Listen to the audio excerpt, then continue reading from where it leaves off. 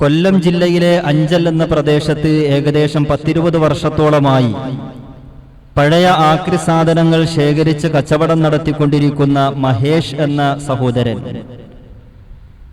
തന്റെ ആക്രി സാധനങ്ങൾ തരംതിരിച്ചുകൊണ്ടിരിക്കവേ ഉപയോഗശൂന്യമായ ഒരു പ്രഷർ കുക്കർ അദ്ദേഹത്തിന്റെ ശ്രദ്ധയിൽപ്പെട്ടു.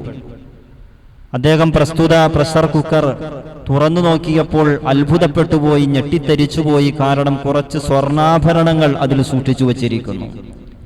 തനിക്ക് എത്രമേൽ സാമ്പത്തിക ബാധ്യതയുണ്ട് എങ്കിലും, പ്രയാസങ്ങളുണ്ടെങ്കിലും, ബുദ്ധിമുട്ടുണ്ടെങ്കിലും അതിൻ്റെയൊക്കെ മുകളിലാണ് സത്യസന്ധരാകുന്ന തിരിച്ചറിവുള്ള ആ സഹോദരൻ പ്രസ്തുത സ്വർണ്ണാഭരണത്തിന്റെ ഉടമസ്ഥരെ കണ്ട് സ്വർണ്ണാഭരണം ആ കുടുംബത്തിന് തിരിച്ചേൽപ്പിച്ച് മാതൃകയായി.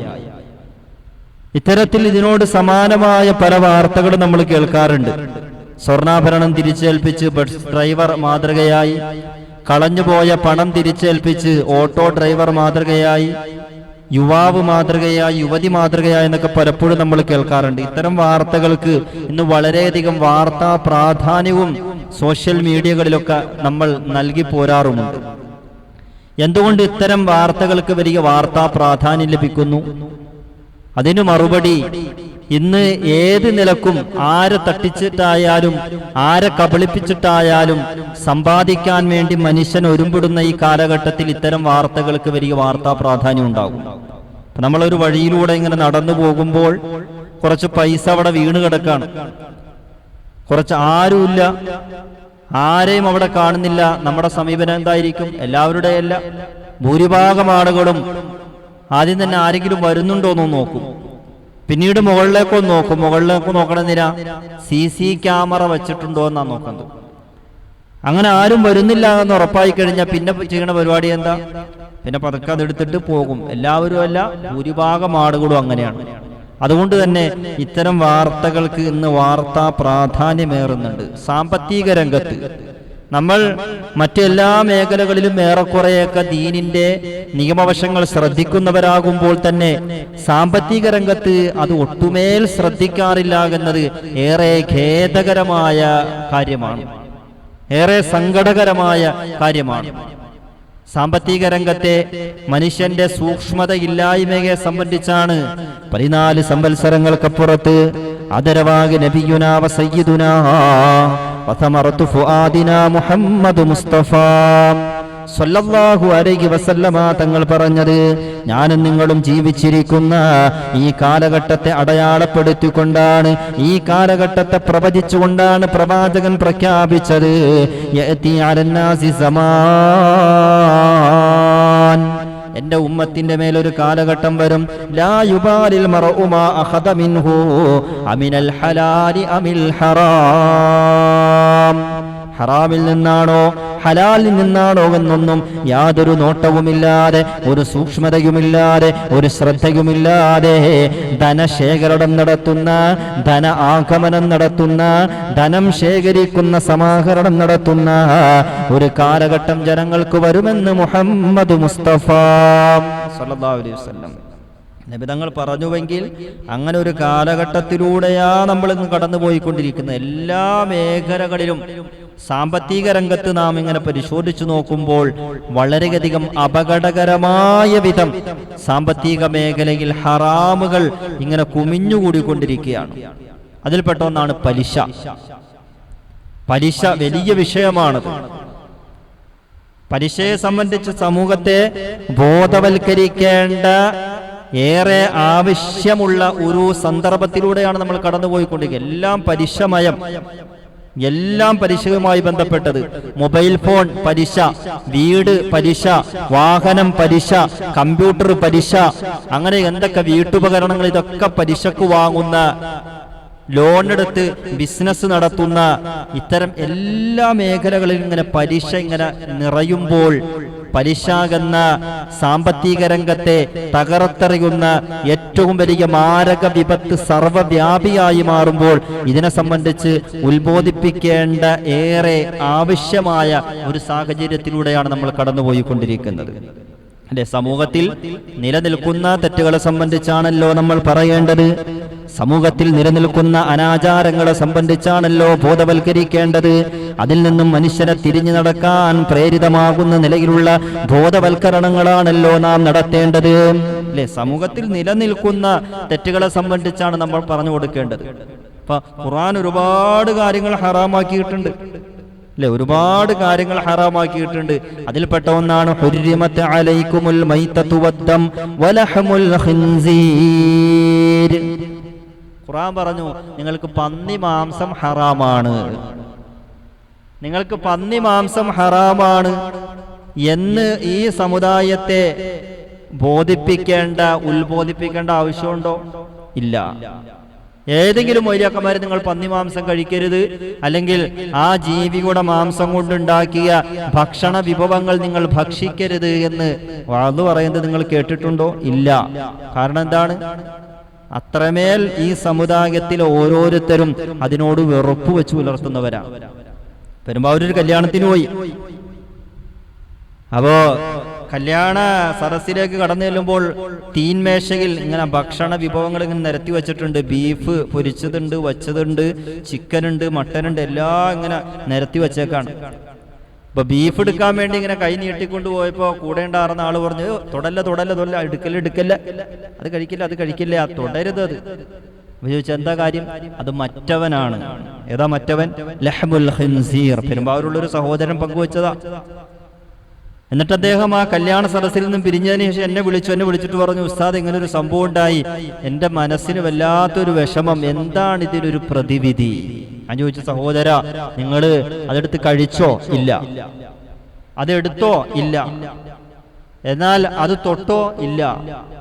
ഇനിയിപ്പോ അറിയാതെയാണ് നിങ്ങളത് കഴിച്ചെങ്കിൽ പോലും എന്താണ്? ഹറാമ് വരൂല. പിന്നെ നിങ്ങൾ എന്തിനാ ബേജാറാവുന്നത്? പിന്നെ ആ സഹോദരൻ പറഞ്ഞു, എന്നാൽ ഉസ്താദ് എനിക്ക് വല്ലാത്തൊരു മാനസികമായിട്ടൊരു വിഷമം പോലെ, എന്താണ് അതിന് പ്രതിവിധി? സഹോദര, നിങ്ങൾ കഴിച്ചിട്ടില്ല, നിങ്ങൾ അത് എടുത്തിട്ടില്ല, നിങ്ങൾ തൊട്ടിട്ട് പോലുമില്ല, നിങ്ങൾ പിന്നെ പേടിക്കണെന്തിനാ? ഒരു കുഴപ്പമില്ല എന്ന് ഞാൻ പറഞ്ഞ് സമാധാനിപ്പിക്കായിരുന്നു. അപ്പൊ ഞാൻ പറഞ്ഞു വന്നത്, ലഹ്മുൽ ഖിൻസീറിനോടുള്ള പന്നി മാംസം എന്ന് കേൾക്കുമ്പോൾ, അത് കാണുമ്പോൾ ഉണ്ടാകുന്ന ആ വെറുപ്പ്, അത് കഴിക്കണമെന്ന് പറയുമ്പോൾ, അല്ലെങ്കിൽ കഴിക്കും എന്ന് പറയുമ്പോഴൊക്കെ ഉണ്ടാകുന്ന, അത് ഭക്ഷിക്കണമെന്ന ആ ഒരു തലത്തിലേക്കൊക്കെ എത്തുമ്പോൾ നമുക്കുണ്ടാകുന്ന ആ ഒരു വെറുപ്പ് പലിശയുമായി ബന്ധപ്പെടുമ്പോഴില്ല, പലിശ ഭക്ഷിക്കുമ്പോഴില്ല. പലിശയുടെ മുതലുകൊണ്ട് ലോൺ എടുത്തിട്ട് ബിസിനസ് തുടങ്ങുമ്പോൾ നമുക്കില്ല. പലിശക്ക് പണം കൊടുത്തിട്ട് വീട് നിർമ്മിക്കുമ്പോൾ നമുക്കില്ല, വാഹനം വാങ്ങുമ്പോൾ നമുക്കില്ല. അവിടെയാണ് പലിശയിൽ അധിഷ്ഠിതമായ ഈ വിഷയത്തെ സംബന്ധിച്ച് പറയേണ്ടതിന്റെ, ഉത്ബോധിപ്പിക്കേണ്ടതിന്റെ ആവശ്യകത നിലകൊള്ളുന്നത്, കുടികൊള്ളുന്നത്. പരിശുദ്ധ പ്രവാചകർ മുഹമ്മദ് മുസ്തഫ സല്ലല്ലാഹു അലൈഹി വസല്ലം തങ്ങൾ ഹദീസുകളിൽ ഒരുപാട് ഈ വിഷയമായി പഠിപ്പിച്ചിട്ടുണ്ട്. എന്തിനേറെ പറയണം, പരിശുദ്ധ ഖുർആനിൽ നാം പരിശോധിച്ചു നോക്കുമ്പോൾ സൂറത്തു ആലി ഇംറാനിൽ അല്ലാഹു തആല വളരെ സ്പഷ്ടമായി നമുക്ക് പഠിപ്പിച്ച് ഉത്ബോധിപ്പിക്കുന്നുണ്ട്. യാ അയ്യുഹല്ലദീന ആമനൂ ലാ തഅകുലു റിബാ അദ്ആഫൻ മുദാഅഫാ വത്തഖുല്ലാഹ ലഅല്ലകും തുഫ്ലിഹൂൻ. യാ അയ്യുഹല്ലദീന ആമനൂ, അല്ലാഹുവിൽ വിശ്വസിക്കുന്നവരെ, ഈമാൻ കാര്യങ്ങൾ ഉൾക്കൊണ്ടവരെ, ലാ തഅകുലു റിബാ, നിങ്ങൾ പലിശ ഭക്ഷിക്കരുതേ, നിങ്ങൾ പലിശ ഭക്ഷിക്കരുതേ. ഇന്നത്തെ സാഹചര്യത്തിൽ ഇത് പറഞ്ഞു കൊടുക്കുമ്പോൾ 100 സംശയങ്ങളാണ് നമുക്ക്. ലാ തഅകുലു റിബ, അല്ലെ, ഒരാള് ഒരു സ്ഥാനോട് ചോദിച്ചാണ് ലാ തഅകുലു റിബ എന്നല്ലേ പറഞ്ഞത്? പലിശ ഭക്ഷിക്കരുതെന്നല്ലേ പറഞ്ഞത്? പലിശക്ക് പണം കൊടുത്തിട്ട് അത് ഭക്ഷണ ആവശ്യങ്ങൾക്ക് വേണ്ടി ചെലവഴിക്കും. നമുക്ക് പലിശക്ക് പണം കൊടുത്തിട്ട് ലോൺ എടുത്തിട്ട് വീടുണ്ടാക്കാലോ, വാഹനം വാങ്ങാലോ, ബിസിനസ് തുടങ്ങാലോ. അപ്പൊ ഒരു മുട്ടാപ്പോക്ക് ന്യായങ്ങൾ എന്താണ് ഉന്നയിച്ചിട്ട് എങ്ങനെ പലിശ വാങ്ങാം, അത് ഹലാലാക്കാം എന്ന് ഗവേഷണം നടത്തിക്കൊണ്ടിരിക്കുകയാണ് ഈ ഉമ്മത്ത്. ലാ തഅകുലു, നിങ്ങൾ കഴിക്കരുത് എന്ന് പറയാനുള്ള കാരണം എന്താ? മനുഷ്യൻ മൗലികമായും അവന്റെ സമ്പത്ത് ഉപയോഗിക്കുന്നത് ഭക്ഷണ ആവശ്യങ്ങൾക്ക് വേണ്ടിയാണ്. അതുകൊണ്ടാണ് ലാ തഅകുലു എന്ന് അല്ലാഹു സുബ്ഹാനഹു വ തആല നമ്മോട് നിർദ്ദേശിച്ചത്. ലാ തഅകുലു എന്ന് പറഞ്ഞാൽ എല്ലാം പെട്ട്, ഭക്ഷിക്കരുത്, അത് വാങ്ങരുത്, കൊടുക്കരുത്, കഴിക്കരുത്. അതുമായി ബന്ധപ്പെട്ട എല്ലാ മേഖലകളിൽ നിന്നും നിങ്ങൾ രാജിയാകണമെന്നാണ് പ്രപഞ്ചനാഥനായ അണ്ടകടാകത്തിന്റെ അധിപനായ ആരാധ്യനായ അല്ലാഹു റബ്ബുൽ ഇസ്സത്ത് നമ്മോട് ആ ഒറ്റ പദത്തിലൂടെ നിർദ്ദേശിച്ചിട്ടുള്ളത്. പിന്നെ ഖുർആൻ പറഞ്ഞു അദഅഫം മുദാഅഫ, ഇരട്ടിക്ക് ഇരട്ടിയായി നിങ്ങൾ പലിശ വാങ്ങരുത്. അവിടെയും ഒരാൾ ചോദിച്ചു, ഉസ്താദേ ഇരട്ടിക്ക് ഇരട്ടിയായിട്ട് വാങ്ങാൻ പാടില്ല, ഇപ്പൊ 100 രൂപ കൊടുത്തു 200 വാങ്ങാതിരുന്നാ പോരെ, ഇരട്ടിക്ക് ഇരട്ടി എന്നല്ലേ ഖുർആൻ പറഞ്ഞത്. 100 കൊടുത്തു നമുക്ക് 105 വാങ്ങാലോ, 110 വാങ്ങാലോ, അങ്ങനെ പോയി 199 രൂപ 50 പൈസ വരെ വാങ്ങാലോ. 200ലേക്ക് വരുമ്പോഴല്ലേ ഇരട്ടിയാവുള്ളൂ, ഇരട്ടിക്ക് ഇരട്ടിയാവുള്ളൂ. അപ്പൊ അങ്ങനെ വാങ്ങാലോ. അപ്പൊ ഈ ഓരോ ന്യായങ്ങളാണ് എങ്ങനെ ഇത് ഹലാലാക്കി എടുക്കാം എന്ന് ഗവേഷണം നടത്തിക്കൊണ്ടിരിക്കുകയാണ്. അല്ലാഹു തആല കാക്കുമാറാകട്ടെ. വളരെയധികം ഗൗരവമുള്ള വിഷയമാണ്, വളരെയധികം ഗൗരവമുള്ള വിഷയമാണ്. പരിശുദ്ധ പ്രവാചകർ പറഞ്ഞൊരൊറ്റ ഹദീസ് ഞാൻ ഓർമ്മപ്പെടുത്താം. അല്ലാഹുവിന്റെ റസൂൽ പറഞ്ഞു, പലിശയുടെ 1 ദിർഹം ആരെങ്കിലും അറിഞ്ഞുകൊണ്ട് ഭക്ഷിച്ചു കഴിഞ്ഞാൽ അശദ്ദു മിൻ 36 സനിയാ, 36 വ്യഭിചാരത്തേക്കാൾ കഠിനമായ പാപമാണ് എന്ന് പരിശുദ്ധ പ്രവാചകർ മുഹമ്മദ് മുർത്തദ സല്ലല്ലാഹു അലൈഹി വസല്ലം. 36 വ്യഭിചാരത്തേക്കാൾ, 36 വ്യഭിചാരമൊന്നും അല്ല പറഞ്ഞു, 36 വ്യഭിചാരത്തേക്കാൾ. അപ്പൊ എന്താണ്, നാം എടുക്കുന്നതിന്റെ അല്ലെങ്കിൽ കൊടുക്കുന്നതിന്റെ അതുമായി ബന്ധപ്പെടുന്നതിന്റെ അളവും തോതും ഒക്കെ അതനുസരിച്ച് കൂടുതൽ കുറ്റം നമുക്ക് ലഭിക്കുമെന്നാണ് ആരംഭപ്പൂവായ നബിയുനാ റസൂലുള്ളാഹി സ്വല്ലല്ലാഹു അലൈഹി വസല്ലം തങ്ങൾ പറഞ്ഞത്. നബി തങ്ങൾ പറഞ്ഞു മറ്റൊരു ഹദീസിൽ കാണാം, സ്വന്തം മാതാവുമായി സഹോദരങ്ങൾ, ഇത് പറയാൻ നമുക്ക് അറപ്പ് തോന്നും. സ്വന്തം മാതാവുമായി ഒരു മനുഷ്യൻ ലൈംഗിക വീഴ്ചയിൽ ഏർപ്പെട്ട് കഴിഞ്ഞാൽ എത്രത്തോളം പാപമാണോ അത്രത്തോളം പാപമാണ് പലിശയുമായി ബന്ധപ്പെടില്ലെന്ന് നബിയുനാ വസയ്യിദുനാ വഖിതഅതു കബ്ദിനാ മുഹമ്മദുർ റസൂലുള്ളാഹി സ്വല്ലല്ലാഹു അലൈഹി വസല്ലം. അത്രമേൽ വലിയ ഗൗരവമുള്ളൊരു തെറ്റാണ്. അതുകൊണ്ട് അതിൽ നിന്നും പരിപൂർണമായിട്ടും കൊടുത്തുപോയോ പടച്ചോനോട് മാപ്പ് തേടുക.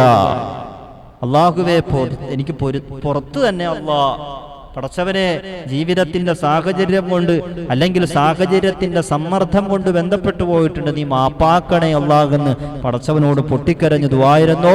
അല്ലാഹു സുബ്ഹാനഹു വ തആല നമ്മുടെയൊക്കെ സമ്പത്ത് ഹലാലാക്കി അനുഗ്രഹിക്കുമാറാകട്ടെ. ഹലാലായ മാർഗത്തിൽ ധാരാളം സമ്പൽ സമൃദ്ധി നൽകി പടച്ചറബ് നമ്മയൊക്കെ തുണയ്ക്കുമാറാകട്ടെ. ആമീൻ യാ റബ്ബൽ ആലമീൻ.